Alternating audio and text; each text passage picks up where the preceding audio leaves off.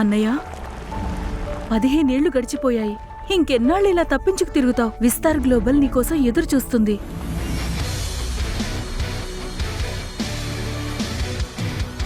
నీ కంపెనీ కోట్లలో విలువ చేస్తుంది, కానీ దాన్ని చూసుకోవడానికి మీరు లేరు. నాకు నా ఇంటిని చూసుకోవడమే ఇష్టం. మీ వదిన, నా పిల్లలు, ఇదే నా ప్రపంచం. కానీ అన్నయ్య, బోర్డ్ యాన్యువల్ మీటింగ్ మరికొన్ని రోజుల్లోనే ఉంది. పెళ్లి తర్వాత నేను ఈ మేనేజింగ్ డైరెక్టర్ బాధ్యతలు తీసుకోలేను. అసలైన సీఈఓవి నువ్వే. తిరిగి రావడానికి ఇది సరైన టైం అని నీకు అనిపించడం లేదా? మై లవ్లీ సిస్టర్, నువ్వు నీ వదిన్నే నీ రీప్లేస్మెంట్గా అనుకోవచ్చు కదా. తనకి ఆ జాబ్ ఆఫర్ గురించి చెప్పడం మర్చిపోకో. నువ్వు ఆ యుఎస్ కంపెనీతో మాట్లాడావు కదా? అవునన్నయ్య, దాని గురించి నువ్వు టెన్షన్ పడకు. అదంతా నేను చూసుకుంటాను. As always.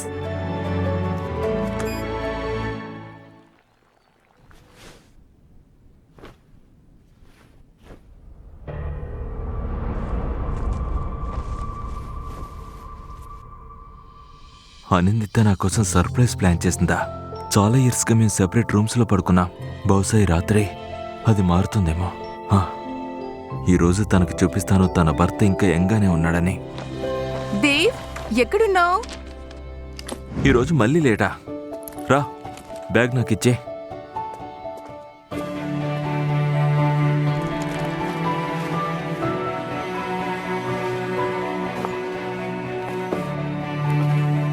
నీ సర్ప్రైజ్ నేను చూశానులే. నువ్వు చాలా నాటీ కదా. ఏం చేస్తున్నావు దేవ్? దూరం జరుగు, నాకు కొంచెం గ్యాప్ ఇవ్వు. అనిందిత మేడం మీద ఈ మచ్చ ఏంటి?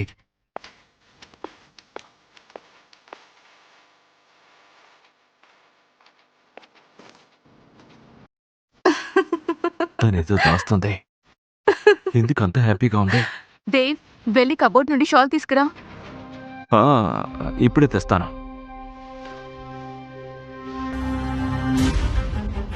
తన సర్ప్రైజ్ దాచిపెట్టింది.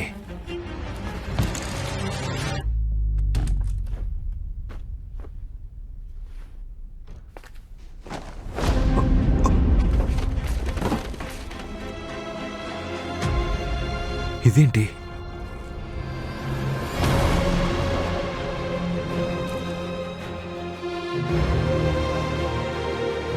నా అసలైన ప్రేమని ఇప్పుడు నీకు మాత్రమే చూపిస్తాను.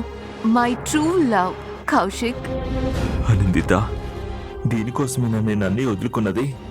ఎవరి కోసమైతే అంతా త్యాగం చేశానో అలాంటి నువ్వే నన్ను మోసం చేశావు.